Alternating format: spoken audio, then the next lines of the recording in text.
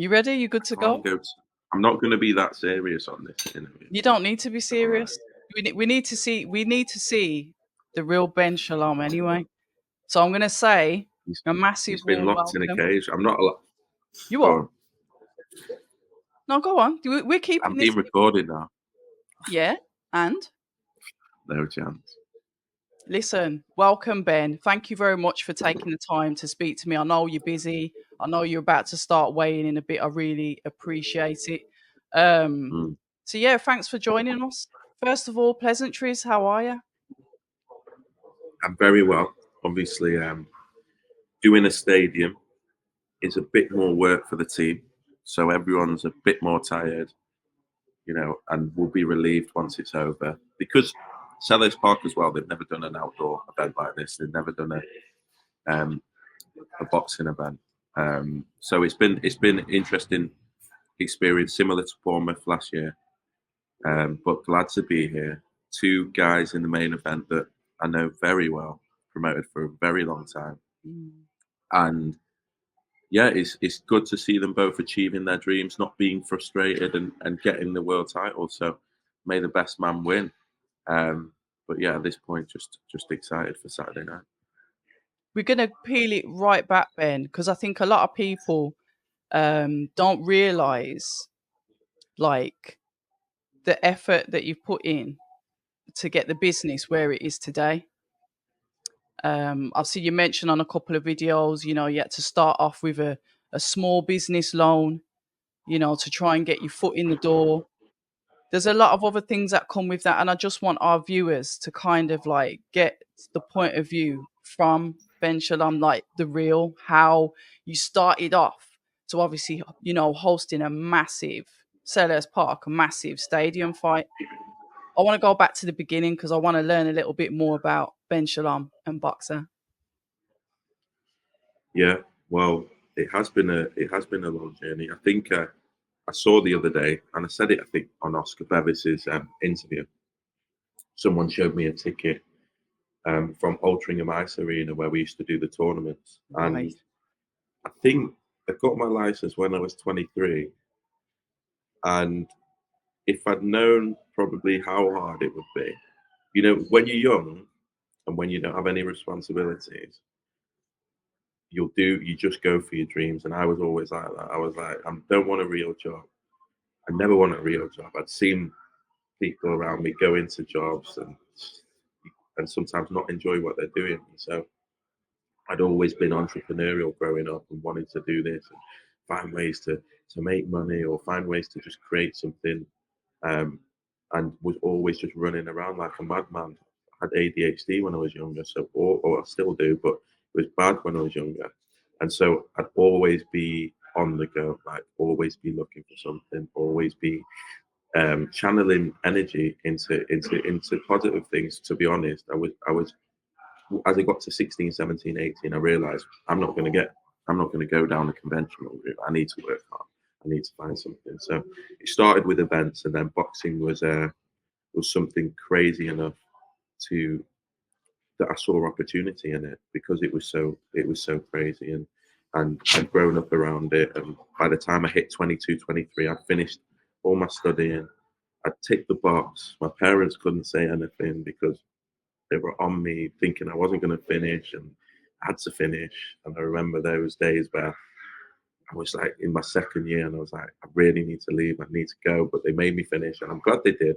But as soon as I had done that, it allowed me to just go and do what I wanted. And I was straight back up to Manchester and went to start working for some local promoters there, doing like press conferences, tickets, anything, international broadcast sales, sponsor, whatever I could do. I remember setting up press conferences, setting up the wristbands for when they arrived, everything. And so it was crazy those days, but it was so fun because I know, like, it was like, wow. Like, I remember just going to the shows, like, and just seeing the lights, and it was obviously still small hall there, and obviously there were a lot of problems, and always thought boxing was pretty fucked up in many ways, but it was so exciting, and I was, yeah, as I say, learning, running around, working on different shows, and at that point had no responsibility. So would really enjoy it, and then obviously started as you get older to take it more seriously, take more risks. I always worked incredibly hard, and so I was able to find a way to get my license and get going and start, and had a vision for what I wanted to achieve. And yeah, looking back, I didn't know. I knew. I felt I was always confident. I always felt very assured in myself. I always was able to see things really clearly from a business perspective. I was I knew I had a skill in that sense, and I always felt I owed it to myself and my family to work hard, because not many people are in a position fortunate enough to feel fortunate enough to have opportunity, fortunate enough to be in this country, fortunate enough to um, be able to see things clearly. And I felt like I had some sort of talent in that sense. So I felt like, right, I got to work hard. I got to focus, and so I did. Always felt like we would do very well, but nothing prepares you for a journey like the boxing journey that I've been on, and it's been incredible. It's been up, it's been down. It's built me as a person. It makes you a man. I've had to grow up in this environment, so it's quite a brutal environment to grow up in, and it's on display. And especially in your 20s, every year I feel like you develop, you're a different person, and you have new experiences, and you become a different person. And so yeah, it's been to think that my 20s have consisted of, I think this is my 44th show, and so Congratulations. yeah, it's my 44th show, and so to have got 44 shows under my belt already is it's been a hell of a journey. And yeah, it's still so early days. We still feel like very much like a startup. It feels like that. People involved feel like that. A lot of them been with me for a long time, but obviously the stakes are higher now. The fighters and clients we're representing now are some of the top athletes in the world, and we have to deliver all the time in a very competitive environment. So yeah, things have changed massively, but still wake up and can't believe sometimes the opportunities I get, no matter how hard it is. It's pretty special. Like here I am a day before Crystal Palace, um, being around athletes that I would admire from afar anyway, and now we're working with them, and now I get to see their journey. So for all the bullshit, for all the crap, for all the this and all that, the experiences that you get are pretty special.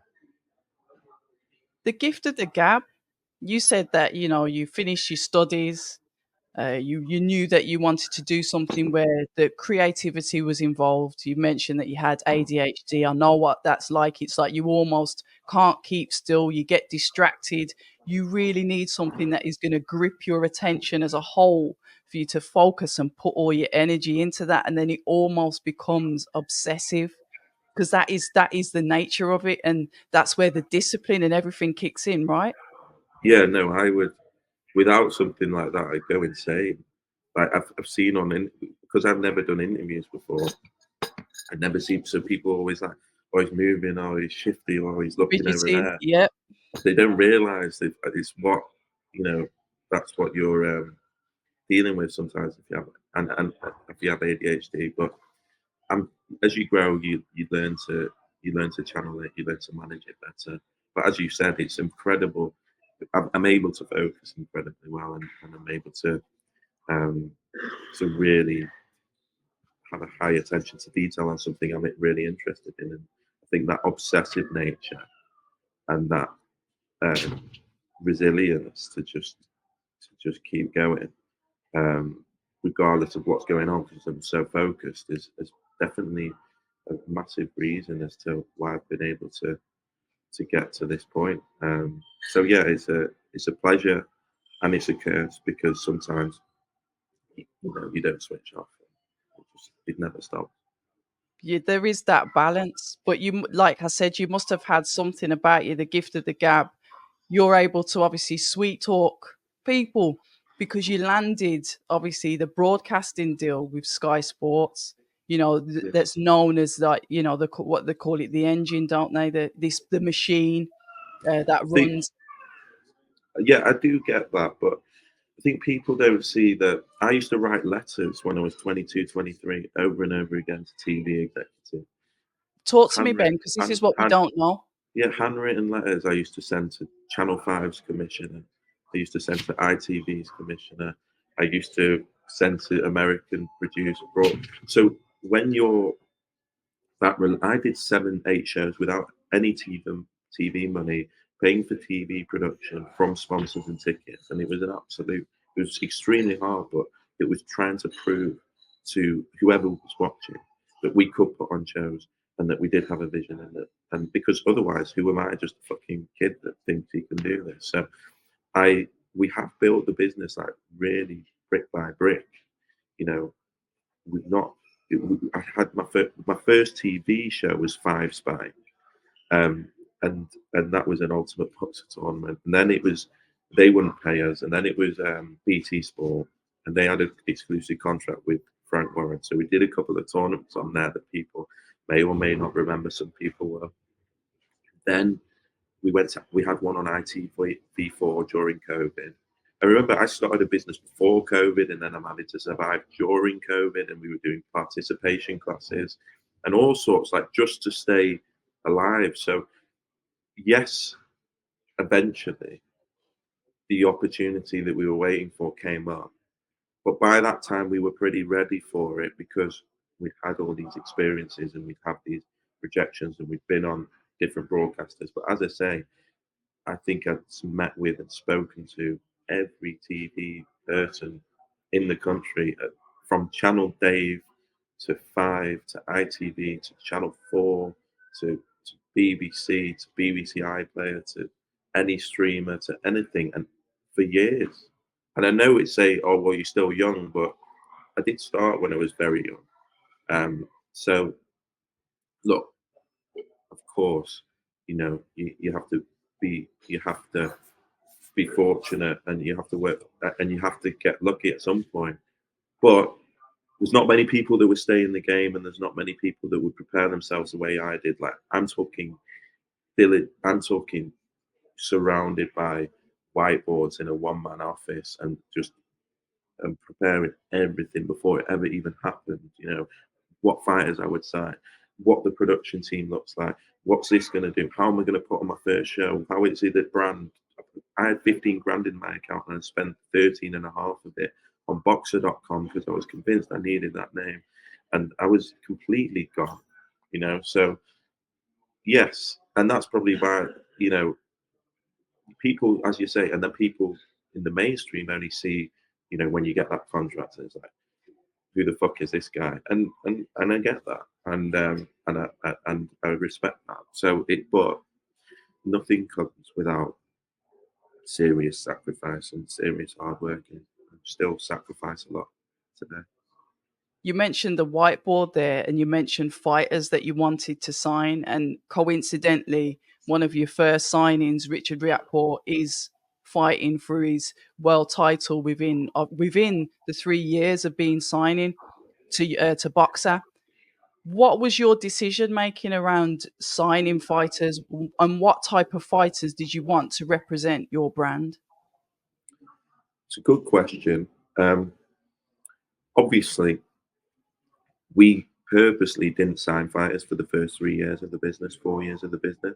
Right. One, because we couldn't afford to, but two, we knew no one breaks into this industry, so we knew that if we were like, here we are, we're the next, we're going to come and take it, we'd have just got blocked off. And so we had to wait, be patient. And and someone's trying to call you, Georgia. Sorry, let me get this. I'm still here. Yeah. I'm trying to get back on the fucking thing. It's Chrome, isn't it? I can still see you and hear. All right, fine. Yeah. So where was I? We was talking about obviously signing Fighters. fighters. Yeah, so come sign any fighters. Knew we had to do something different to break into the industry.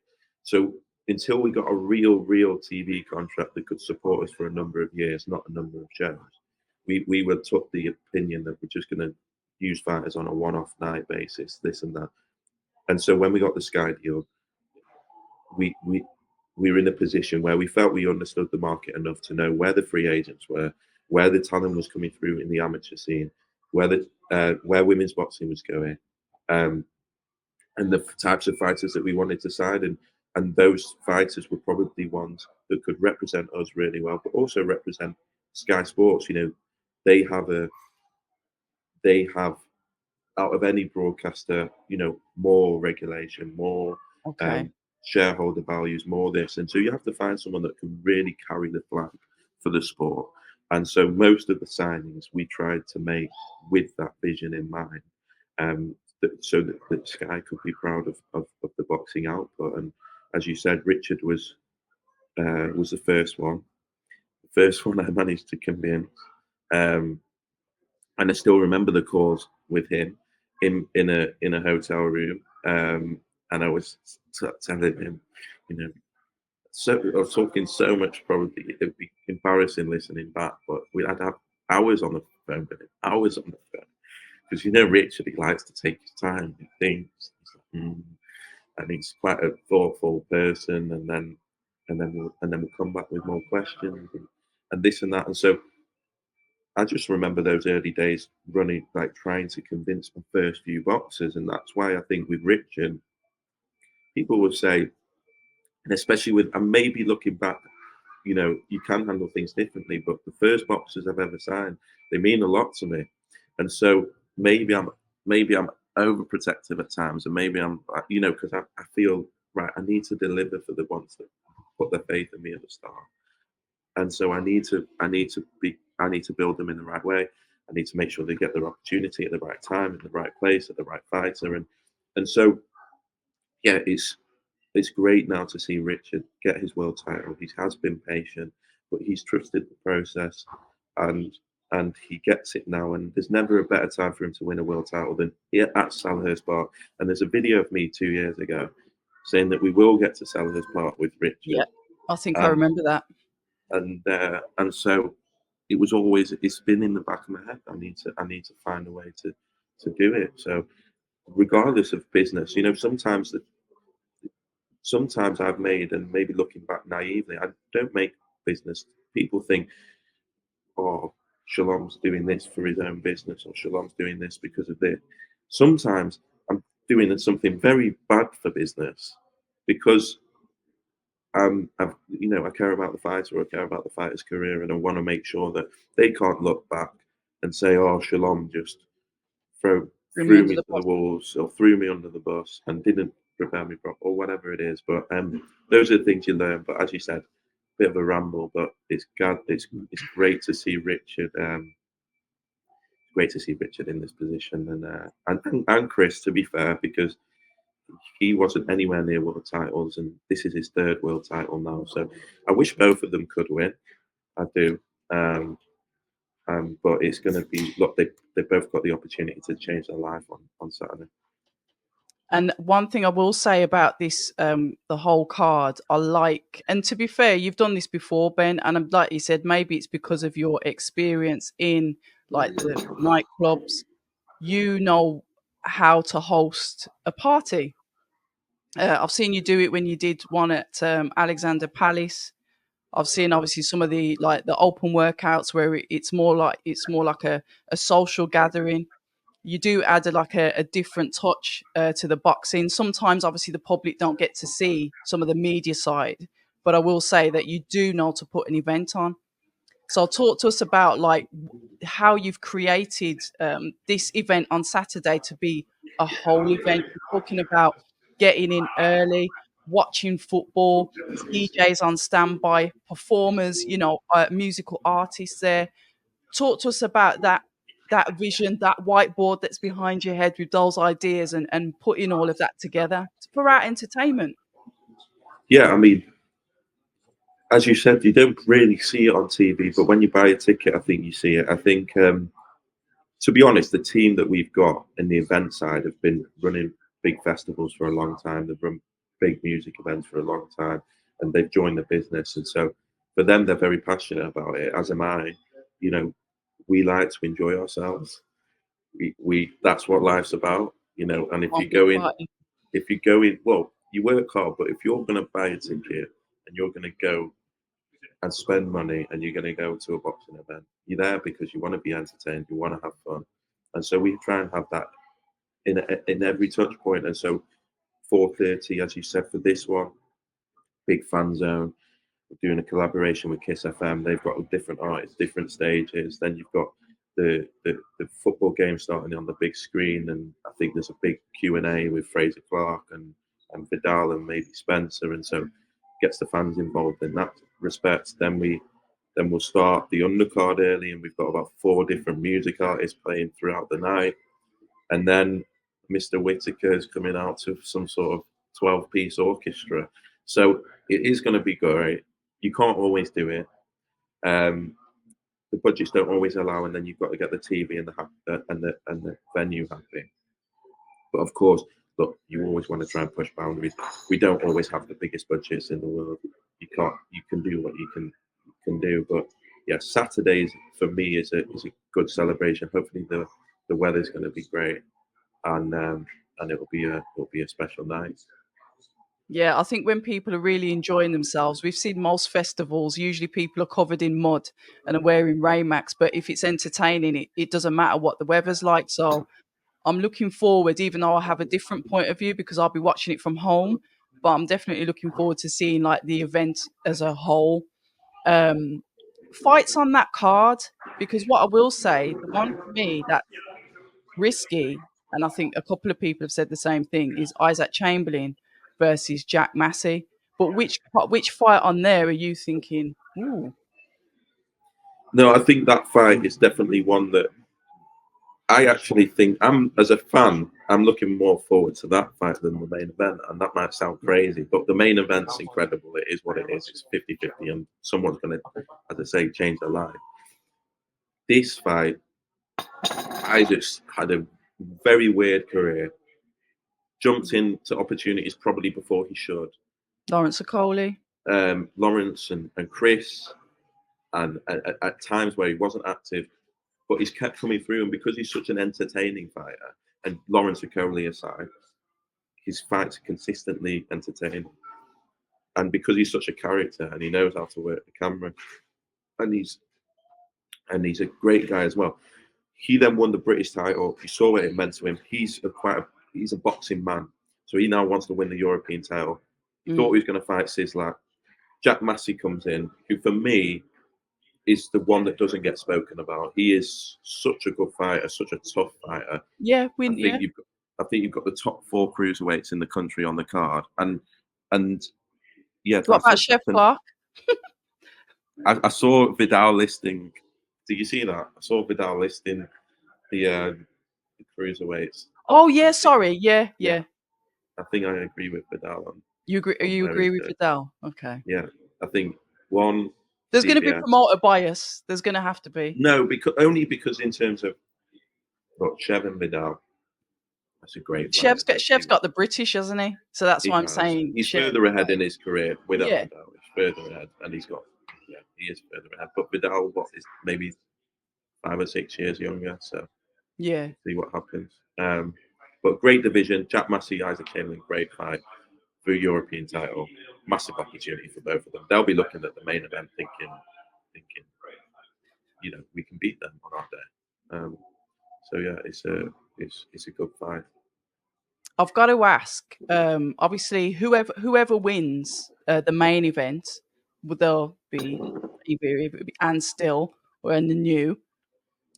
Are you going to unify those fighters, Ben? And I've got to ask because we've got the bogeyman, or some people like to refer to him as the bogeyman. We've got Jay Opetai'a like lurking in the back because he wants to unify. You will have a roadmap for the fighters. I specifically didn't ask Richard this because he's concentrating on the fight. I don't expect him to overlook because no one knows who's going to win on Saturday. I can say Richard all day long because I want to, but no one knows. But when that winner gets their hands raised, whoever it is, are you going to start to roadmap them out towards a unification, or is it going to be dropping belts and going up to heavyweight? It's a good question. I think Chris will unify if he wins. He'll want to go into a unification. Okay.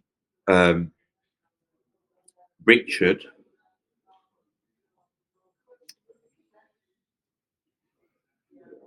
Richard will be thinking about heavyweight already, 100%.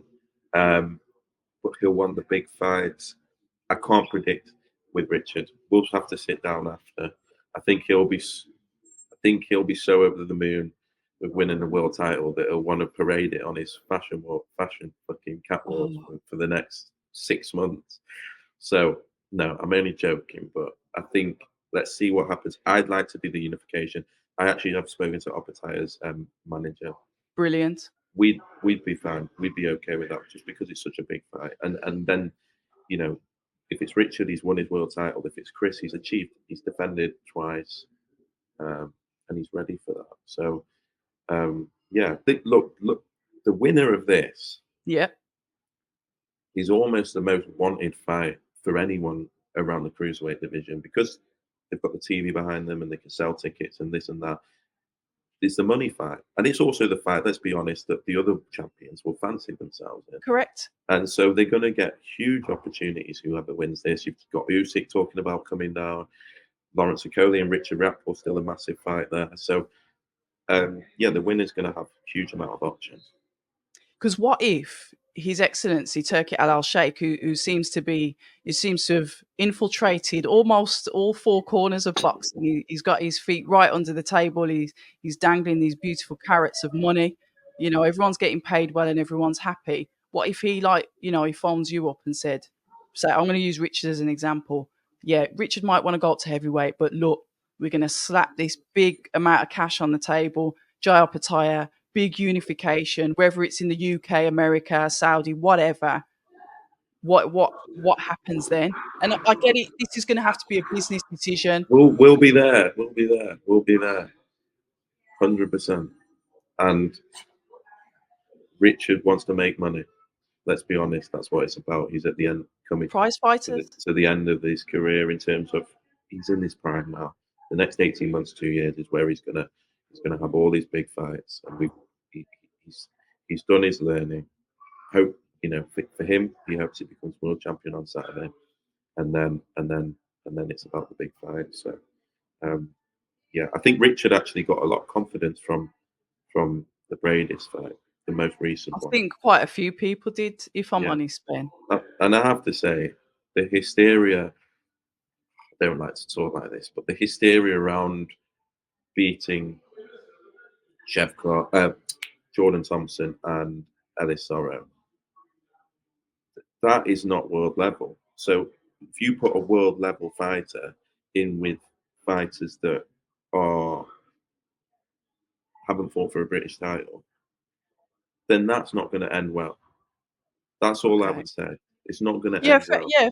yeah, fair enough. I I think think it's the same with Richard. If you put Richard in with guys now that that haven't fought for a British title, he's going to dispatch them quite convincingly. I would fair say. enough. Yeah, I get that. I thought, because I'm a big, massive fan of Jordan Thompson as well. I mean, he did well to last in there considering obviously the fight that Jay had with Ellis after. So yeah, it was sad to see Jordan get that loss, but I get Well, it. see, You've got these experience. It's world level experience. contenders. I'm not saying Jordan couldn't ever get there, but he's not had that experience at those levels to prepare himself for someone like Jai Opetaia. That's all. I'm not saying he couldn't get there, and I think he's very, very talented fighter. But you know, it's not a joke boxing, is it? You've got to have gone through the system, through the hard yards, had those tough fights, come through, learn about yourself, and then you're able to take on a challenge like that. Yeah. Speaking of challenges, we're going to park this fight. So may the best fighter win on the card that's on Saturday night down at Sellers Park. Let's move on to Tyler Denny. Tyler Denny, obviously, he's fighting Felix Cash. That was a purse bid that actually went through. Matchroom won the bid. And Tyler Denny fights in Birmingham, my beautiful home city, and goes up against Felix Cash, headlining a Matchroom card. Are you going? Are you going to be there to support? And are we going to get Eddie Hearn, Frank Smith, and Ben Shalom all in the same room next week? I am going to be going. I hope, Oh, unless security stop me at the why would they do door. that, Ben? I don't know. No, I am going to be going just Bring your because boxing gloves in case you and Frank start I'll going end at up. it. Yeah, exactly. I'll end up in the ring. Um, no, look, it's more. Tyler is someone that I've seen his life change. And Yep. he's come through the hard way, and there's no one I get more joy out of watching fight. And look, he's in a big fight. It's amazing to see him headline something like this. Um, and he's got a massive chance as well, and he's getting well paid. And in his hometown, sells a huge amount of tickets. I'm sure he's done really well for the Yeah, he's show. done well. Tickets. Um, and so yeah, I'll be there to support Tyler, and I'm looking forward to it. I'm looking forward to seeing that. Are you going to go to all of the week or just the fight night? Probably just the fight night, if I'm Okay. honest. Just got busy week, but I'll be there. I'll be there on Saturday. Me stirring the pot. No, I'm going to ask because obviously I'll be covering that event. So I was going Yeah, to say if he was there, we'll have a catch up. yeah. Fraser Clarke and Fabio Wardley, an absolute tear up. Probably one of the best fights I've watched in a long time. I don't know what it is with British title fights, heavyweights. There's something about it. Now, there's rumours, and I don't know if it's true, that Fabio's possibly going to be signing with Frank Warren, and that is an alleged thing, so I don't know if it's true. You see things on X all the time.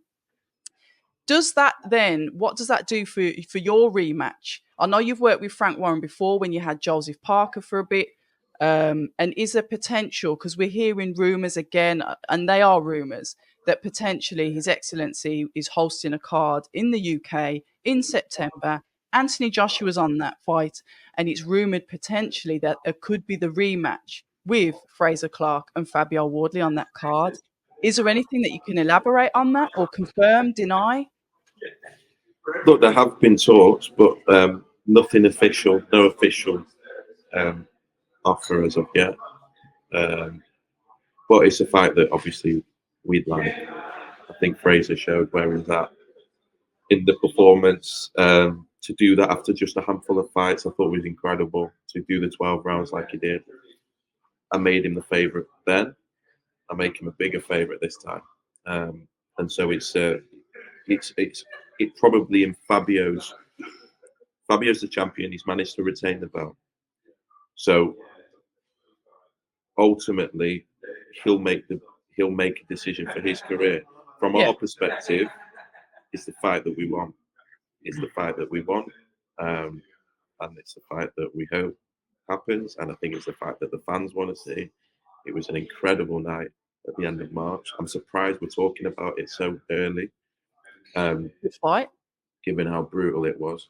But yeah, it's the fight that we want, and hopefully we see it happen.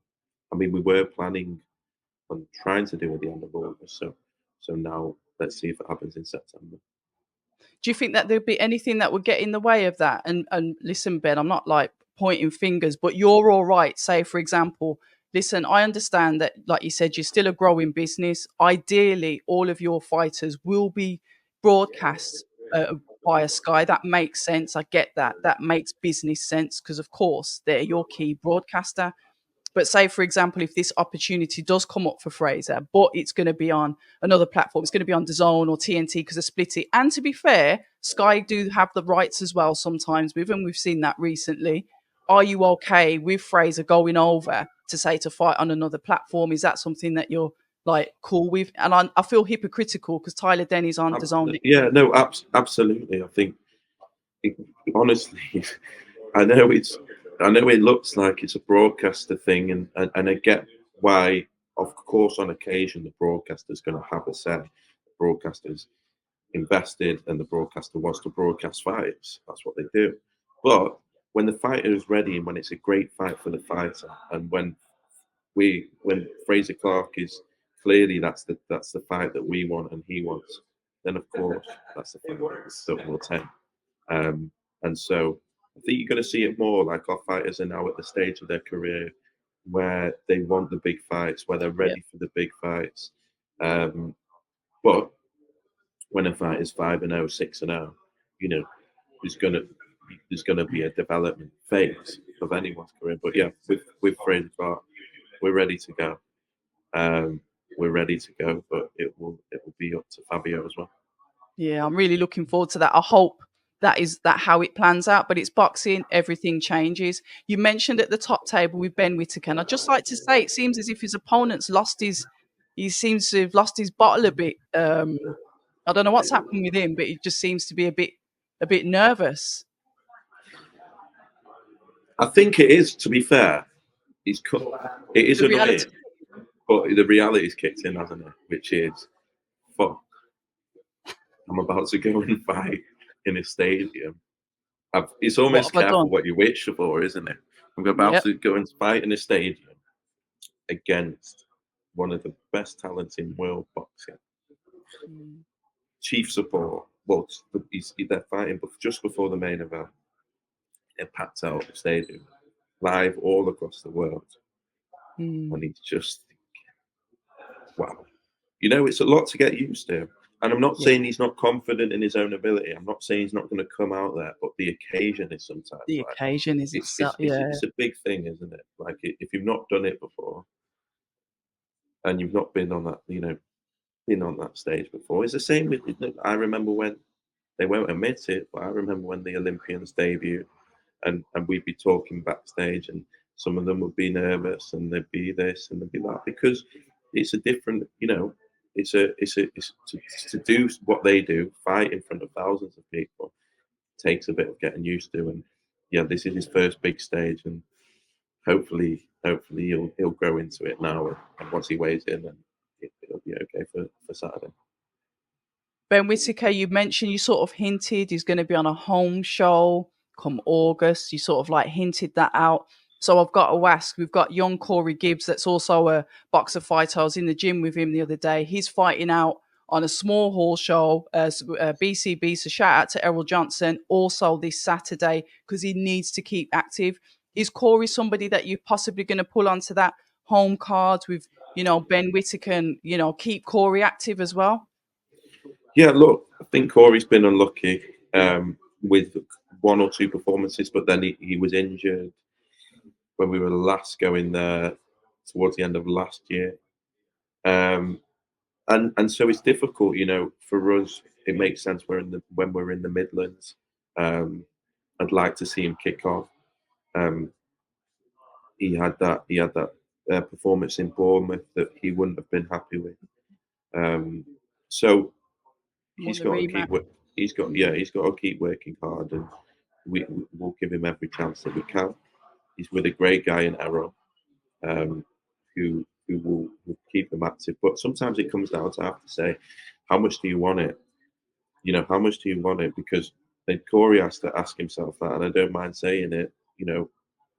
This game is a tough game. He's a very very talented fighter. We've seen Yeah, that in he the is. amateurs. We saw that in the tournament. In the tournament. Mm. Um, and Coventry. then and then it just comes down to how much do you want it, and if he wants it, he'll get his opportunities. But I really like him and his brother Tion, who's a good fighter as well. So um, we'll put that Midlands card together. Maybe we'll see Tyler Denny back fighting. Let's see what happens. Yeah, Obviously that'd be in nice. June.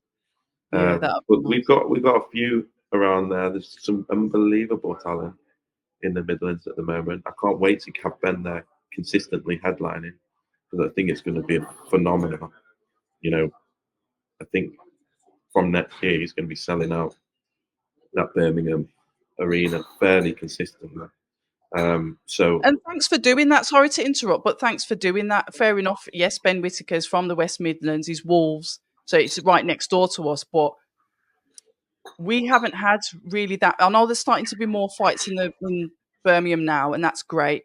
But it's nice that we're potentially going to have a future world champion, and you're saying, you know what, I'm not going to put you in Manchester. I'm not going to put you in London. We're going to build that home fan base, just like you did with Chris Billam-Smith in Bournemouth. You really was able to home in on that. I'm going to build that home fan base. It's so important because we love boxing in the Midlands. We love it. But also, look, at the end of the day, you need the talent there. The talent's come through. But with Ben, I think we always said we know he's going to be a pay-per-view star. We know he's going to drive huge numbers. What he also needs to do is be able to sell out arenas, Okay. and we want him to be able to sell out arenas, and that comes from having a good hometown support. Yep. There's a great network there. His dad and his family are well known in Wolverhampton, and that's all you need. You know, with Chris Billam-Smith, it was 1,000, 2,000, 3,000, 15,000. So we believe we can do that with Ben, and that's we want him to be the biggest superstar in world boxing, and that means getting everything right, not just the numbers, not just the opponents, not just the showboating, not just the ring wars, but you want that real fan base that's going to come out and support him. He's very, very proud of where he's from. Yes. Very, very down to earth. I don't Yep. think he'll ever fucking leave. And I think that's going to really connect with people from the Midlands and in and around the area. So yeah, that's we'll start in September with this first headline show. Oh, we love it. Any more shows lined up, Ben, before I let you go? That was the last one from me. Just anything else you've got hidden up that sleeve of yours? Looking at an O2 show at the end of August. Adam Azim, at some point, we need to announce Caroline the Dubois? UBAC fight. Caroline Dubois was meant to be on this show, but actually had a bit of an illness. So she's now going to be on the Callum Simpson show. Another homegrown Barnsley. talent Yep. in Barnsley that, tell you what, I like that. the tickets. You said people they're are gonna limited, didn't you? Yeah, they're limited because we couldn't get the stadium to completely open up, so it's about 7,000. But the ticket is going to sell out, and to do that, All right. you know, he's phenomenal. But what we're trying to do now is bring through the fighters that we've come through and headline them and start to build their fan base. So whether it's Callum, whether it's Ben, Lauren will be back in Cardiff with. We've got the O2 show. Adam Azim will headline again, and so hopefully we create the new British boxing superstars, and we start to see them really shine, really develop, and we get some new names in the sport. We love it. Listen, Ben, it's been a really educational conversation. We've been going for 45 I minutes. can't believe that everyone's pissed off at me. Oh, well. Yeah, Well, I'll let you go now then. But listen, I look forward to the show on the weekend. I'll see you next week for sure. Hopefully, we'll get to have a conversation and that. But thank you very much for your time and all the best. And I wish you guys all the best as well. People say I'm toxic, and honestly, I don't care.